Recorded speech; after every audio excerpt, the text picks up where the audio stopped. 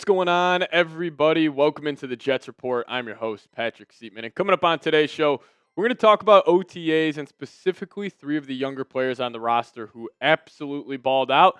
And also Malachi Corley. We got some big-time injury news around the former third-round pick from last year's draft. So break it all down on today's show. But before we do so, the biggest news discussed on today's show is about Aaron Rodgers. And he has officially informed the Steelers that he plans to sign a contract and attend minicamp next week. And this sets up for one of the most anticipated Jets games over the past couple of years. And I'll say this, Jets by 40 week 1. I cannot wait for this game. It's going to be absolutely awesome. Aaron Rodgers coming back to MetLife, taking on the New York Jets. And also, I was thinking about when the schedule came out, like obviously it wasn't official that Aaron Rodgers was on the Steelers at the time, but they knew what they were doing. They knew this was going to happen, and I'm honestly shocked they didn't try to put this game at like the Fox game of the week, Monday Night Football, Sunday Night Football, one of those. But Steelers are actually 3-point favorites. This line did not move, so obviously the bookmakers out west knew Rodgers was going to sign with the Steelers as well, but I cannot wait for this game. It's going to be awesome. The fans there, it's going to be an electric atmosphere, and I'm sure those guys on defense, the Quinnen Williams, Jermaine Johnson, Will McDonald, they're going to, have a fire lit up under their behinds for that game. But also this photo of Justin Fields and Aaron Rodgers when they squared off in Lambeau Field. Fields was obviously with the Bears, and then Rodgers was obviously with the Packers. But these two have history with each other, and it's just crazy, the NFL. Like, the player movement that has really never been a thing before the last 5 years, like, it is incredible now. And also this coming in from Samini, I thought was crazy. Justin Fields versus Aaron Rodgers in week 1, the first season opening game in history between starting QBs who swapped teams they started for the previous season.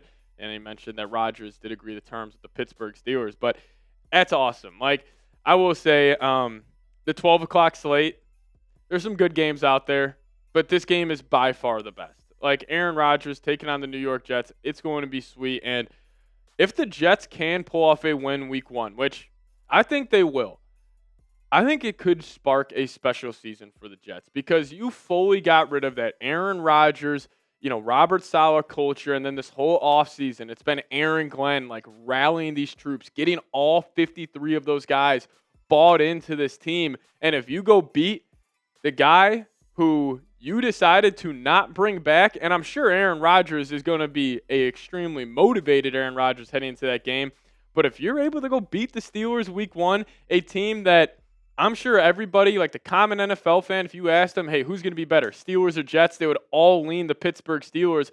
And also, how cool would it be for a guy like Justin Fields, where the Steelers clearly chose just getting the chance of Aaron Rodgers over Fields, and Fields obviously decided to choose the New York Jets. If he could beat that guy, just the confidence that he will have and this whole team will have heading into the whole season. So I can't wait for it, and it's going to be tough falling asleep that Saturday night before that week 1 matchup. But before we dive into the rest of today's show, if you guys could, let me know if you are subscribed to the channel. I want to start giving some shout-outs on the show of people who are subscribed. If you guys have been watching this show for the last couple of weeks, you know we are in a subscriber battle with the Packers Report in a race to 10,000 subscribers here on YouTube. So if you guys are subscribed to the channel, just hit me with a me down below in the comments section.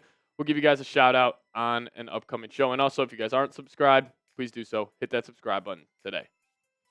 All right, let's talk about OTAs. The Jets are wrapping up week 3, I believe, or the third session of OTAs. And I just want to go over 3 players who have really been catching headlines and have been turning heads at these practices. And first one being Mason Taylor, tight end, second-round pick out of LSU. We know he was going to be a focal point heading into the season. Jets had a dire need at the tight end spot heading into the draft, and they drafted him in hopes of him being the undisputed tight end 1 and a difference maker for offense. And the reports from camp are saying that he's been impressing in the run and pass game so far. It was actually hilarious. Aaron Glenn was like, he had a quote the other day. He was like, yeah, you know what? Mason Taylor's been good in the pass game, but, man, let me tell you about him in the run blocking game. And it was just the most Aaron Glenn thing of all time where he's like, I don't care what you're doing in 7-on-7s. What are you doing in these run blocking drills? So he's been impressing. Even the clips I've been seeing on Twitter, He is super, super smooth running these routes. He breaks them off at the top like he is a slot wide receiver. He really does kind of move like a Travis Kelce. Brian Baldinger compared him to Kelce earlier on this offseason. I can see it. Now, will he ever, reach the heights of Travis Kelce? We'll see. That's the second greatest tight end of all time. But in terms of how they move and their archetype of tight end, you definitely see some similarities there. And another rookie here, fourth rounder out of Georgia, speedster Arian Smith. He's been the biggest winner since rookie minicamp. There was a couple of tweets from guys out there at practice of him just getting open on every single play. And the biggest red flag around Arian Smith has to be the drops. Apparently they haven't been an issue. So if I had to give like the biggest winner of the whole Jets offseason, I think it would be Arian Smith. In terms of a player, if it's the whole roster and coaching staff, I got to give it to Aaron Glenn. He looks unreal. But I do think Arian Smith could have a big-time role for this team. They're probably going to try to use him in that Jameson Williams role. Hopefully he can just be that burner, just keep those safeties honest. And it should actually help out a guy like Garrett Wilson in terms of him just attacking over the middle of the field. Because if you have Arian Smith just run a deep post or a streak route, those safeties at least they have to give a step in that direction. Then if you have Garrett Wilson kind of sliding in underneath, maybe that's something the Jets look to use in their offense this upcoming season. But shout out to Arian Smith, he's been impressing. But there's definitely going to be a battle at the wide receiver 2 spot, and we'll talk about it more on later on in today's show. But you guys let me know who should be wide receiver 2 for the Jets next season. Let me know your thoughts down below in the comment section. All right, another stud that has been balling at OTAs, A.Z. Thomas, cornerback, third-round pick out of Florida State. His body looks fantastic. Like, he truly looks like a veteran in the NFL, and he feels like a veteran. He had a couple of clips going viral. He had a big-time pass breakup in the end zone, and it looked like he had no chance to get to that football, but his closing speed's awesome. Also, his rangy arms are able to just knock down that pass. So he looks good. And also, if he is a guy that pops in year one and, that's just your DJ Reed replacement. Now, it will be an interesting battle to follow during training camp of Brandon Stevens, A.Z. Thomas, who's going to win that. But I would probably have to assume A.Z. Thomas does, at least just from what we're hearing at OTAs. He looks legit. And also another guy, didn't include him on this list, Malachi Moore. Shout out to him. He looks great. I think both of those rookies have a chance to start at some point during the season. And overall, just this Jets draft class from last year, I think we could be looking back on it. Hopefully, if these guys all pan out, is one of the best draft classes, not only for the Jets over the past couple of years, but possibly the whole National Football League. But let's dive into the Malachi Corley piece on today's show. He's got an injury that he's dealing with, and it's just not good news, specifically for where he's at in his career. Obviously, kind of had a down year last year, and now with this new regime coming in, like it may be tough for him to just get any consistent playing time during the season. But this was aggregated from an Aaron Glenn press conference, and he sent a very clear message to wide receiver Malachi Corley, and this guy included. Can't make the club in the tub. Love that. But Corley has missed time this offseason due to an undisclosed injury, so wish we had the info on that. But Aaron Glenn said they have a plan to utilize him.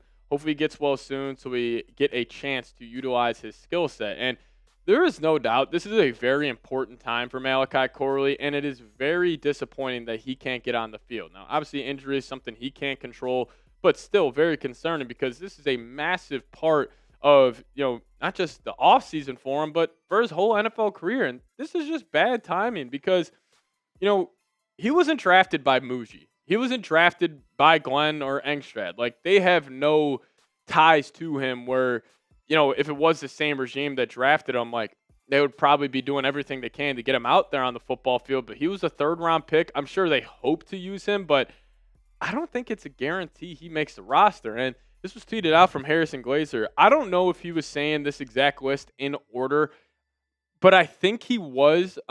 He said this after Garrett. It's a competition for who wants it more between Allen Lazard, Josh Reynolds, Tyler Johnson, Arian Smith, Gibson, Jamal Pritchett, which we will do more shows on Pritchett. He looks like he could be possibly the punt returner for the Jets this season. But then Malachi Corley at the end. And, let's just play this hypothetical here. Let's say the Jets, most teams keep 5 to 6 wide receivers. Most likely it's 6.